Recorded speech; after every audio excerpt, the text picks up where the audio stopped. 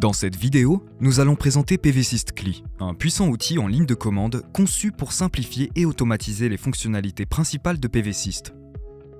En réduisant la dépendance à l'interface graphique, PVSYST CLI simplifie et optimise le processus de simulation. Cet outil s'intègre parfaitement dans vos flux de travail existants, améliorant ainsi l'efficacité et la flexibilité. PVSYST CLI propose deux fonctionnalités principales, l'automatisation des simulations PVSYST et la conversion des données météorologiques. Conçu pour les systèmes Windows, qu'ils soient autonomes ou basés sur un serveur. Il permet d'effectuer ces tâches via une simple interface en ligne de commande. Les commandes peuvent être générées de manière programmatique, permettant ainsi une interaction et une intégration avec d'autres outils existants. Voyons en détail comment fonctionne PVSYST CLI et comment l'utiliser. PVSYST CLI est préinstallé avec PVSYST 8 et l'exécutable est accessible dans le dossier d'installation de PVSYST.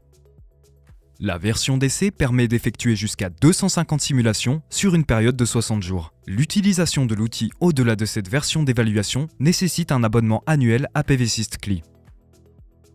Pour ouvrir une commande Windows depuis le dossier courant afin d'utiliser PVSYST CLI, tapez CMD dans la barre de chemin du dossier, puis appuyez sur Entrée. Pour faciliter l'accès lors des exécutions futures, le dossier d'installation de PVSYST CLI est automatiquement ajouté à la variable d'environnement Path de l'ordinateur, ce qui le rend accessible depuis n'importe quelle fenêtre de commande. Vous pouvez maintenant commencer à utiliser l'outil en exécutant ces différentes commandes. Pour afficher la liste complète des commandes disponibles, tapez PVSYST CLI espace Help.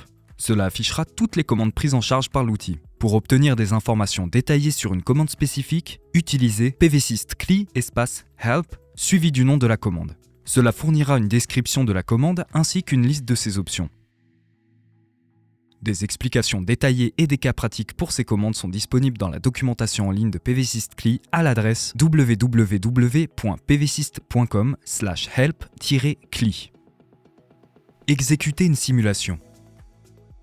L'une des fonctionnalités clés de PVSYST CLI est sa capacité à exécuter des simulations PVSYST de manière programmatique, éliminant ainsi le besoin d'interagir avec l'interface graphique. Cette fonctionnalité est exécutée à l'aide de la commande PVSYST CLI espace run-simulation.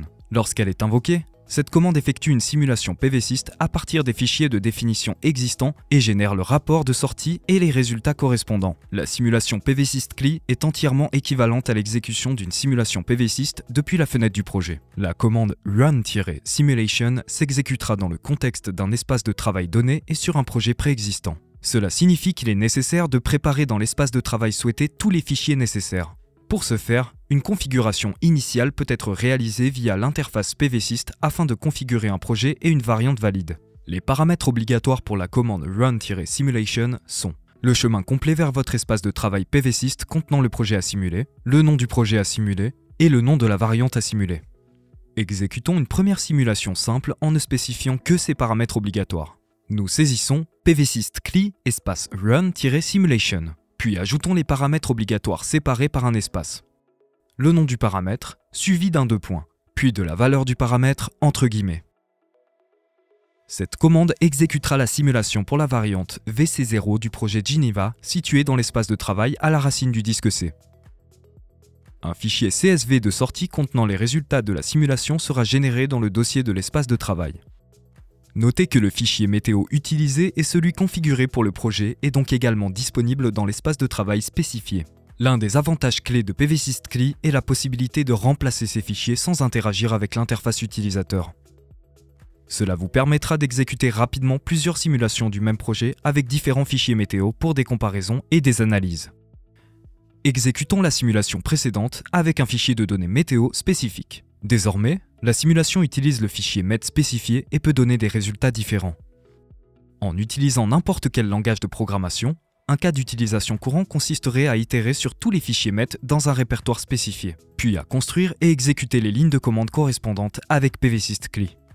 Dans cet exemple, nous utilisons le langage de programmation Python pour générer et exécuter la même simulation plusieurs fois, chaque fois en utilisant un fichier météo différent, et enregistrer les résultats sous forme de rapports PDF séparés.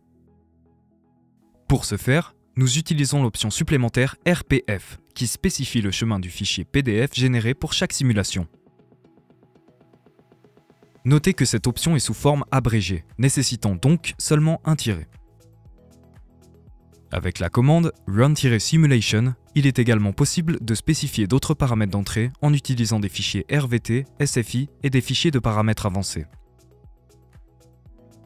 La liste complète des options pour la commande run-simulation est disponible en exécutant la commande pvsys_cli --help run-simulation.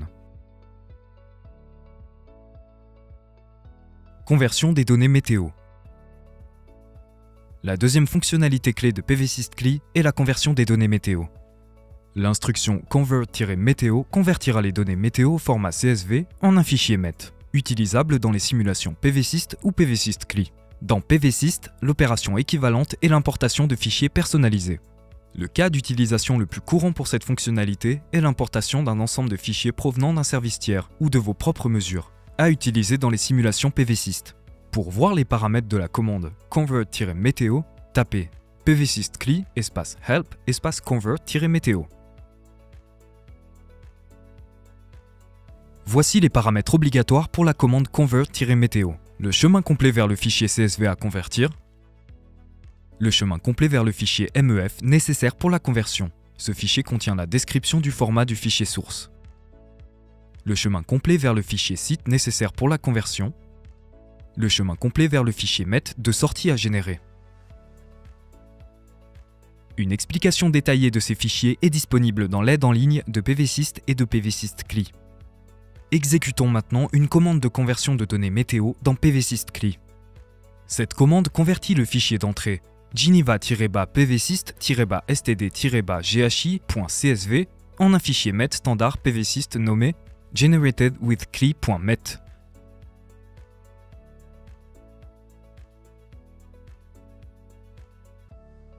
En utilisant le fichier site geneva-manual-mn82.site et le fichier de format de données météorologiques convertwithcli.mef. Un autre cas d'utilisation de la commande convert-météo est la préparation des simulations pseudo-sous-horaires.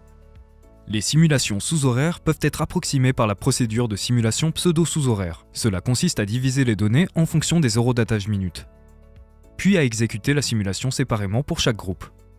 Des explications détaillées et des exemples prêts à l'emploi pour ce cas d'utilisation sont également disponibles sur les pages d'aide de pvsys_cli. De plus, depuis l'interface pvsyst, vous pouvez générer des modèles et des exemples dans votre espace de travail. Pour ce faire, entrez dans la fenêtre de gestion de l'espace de travail et cliquez sur « Recharger les modèles ». Un dossier CLI sera alors ajouté à votre espace de travail, contenant plusieurs exemples.